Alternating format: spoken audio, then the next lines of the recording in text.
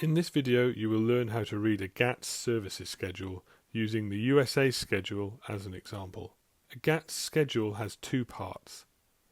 Part 1 lists horizontal commitments that apply to all sectors and subsectors included in the schedule. Here we can see that the US has lodged a horizontal reservation for all sectors in respect of the temporary entry and stay of natural persons, Mode 4. Part 2 lists sector-specific commitments. Here we can see that the US has lodged reservations specific to the legal services sector. When looking up a WTO member's bound commitments for a specific services sector, you must remember to take into account the horizontal commitments and limitations as well as the sector-specific commitments.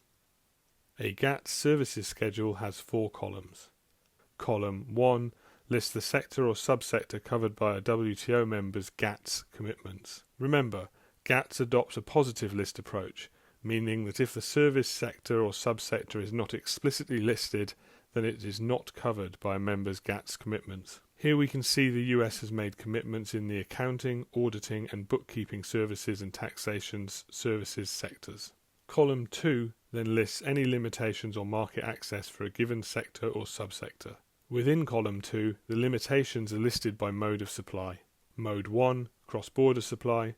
Mode 2, consumption abroad. Mode 3, commercial presence.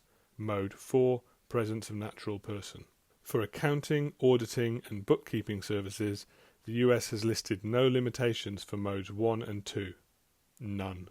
But the US has listed a partial limitation for mode 3, stating that the sole proprietorships or partnerships are limited to persons licensed as accountants, except in Iowa, where accounting firms must incorporate. For Mode 4, the US is unbound, which means that for this sector the US is not bound by any GATS obligations, except as indicated in the horizontal section. Remember, you must always check both the horizontal and sector-specific commitments. In addition, an in-state office must be maintained for licensure in a number of states.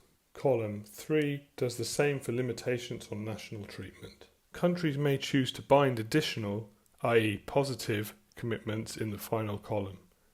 This could be related to things such as standards, licenses, or professional qualifications. For example, a foreign real estate service could look at the USA's GATS schedule and see that for Mode 1, 2 and 3, the US has decided not to limit market access. In practice, this means it has committed not to limit the number of services suppliers, the value of transactions and assets, the number of operations or quantity of the output, the total number of persons employed, the types of legal entity or joint venture, or foreign capital participation. However, the US has decided not to make binding GATS commitments in respects of Mode 4 with respect to real estate services, beyond its approach indicated in the horizontal section. However, the US has decided not to make binding GATS commitments in respect of Mode 4 with respect to real estate services, or at least not beyond its approach indicated in the horizontal section.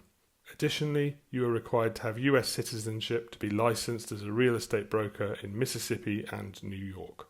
Looking at the horizontal commitments, we can see that the US is unbound in respect of market access in Mode 4, except in a few specific instances.